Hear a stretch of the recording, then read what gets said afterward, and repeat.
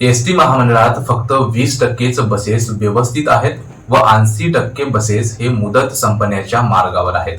म्हणजेच जुनी झालेले बसेस जास्त आहेत व चांगली असणारे बसेस कमी आहेत.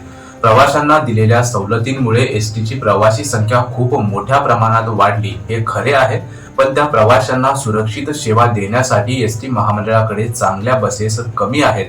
खरं तर वाहनाचे आयुष्य 10 वर्ष 7 महिने असते, परंतु एसटी महामंडळात 10 वर्षाच्या पुढील बसेस जास्त आहेत. त्यामुळे बसेस रस्त्यात बंद पडण्याचे प्रमाण वाढले आहे. बस संख्या कमी व आयुर्मान संपत आलेल्या बसेस जास्त असल्यामुळे प्रवाशांना चांगली सेवा देता येत नाही. एसटी महामंडळाकडे 10 वर्षाच्या पुढील बसेस 9,439 आहेत व 10 वर्षाच्या आतील बसेस 5,598 इतकी आहेत.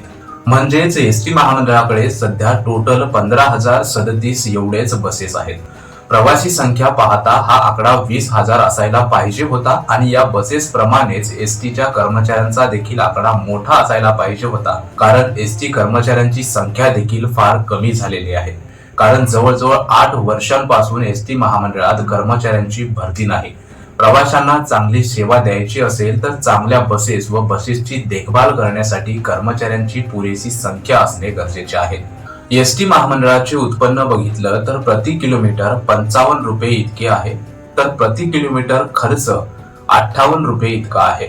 म्हणजे एसटी महामंडळाला प्रति किलोमीटरला 3 रुपयांचा तोटा होतो. हा तोटा भरून काढायचा असेल तर एसटी महामंडळाला नवीन बसेस स्वमालकीच्या लगेच महामंडळात आणाव्या लागतील व कर्मचाऱ्यांची नवीन भरती करावी लागेल, तरच प्रवाशांना चांगली सेवा देता येईल व तोटा भरून काढता येईल.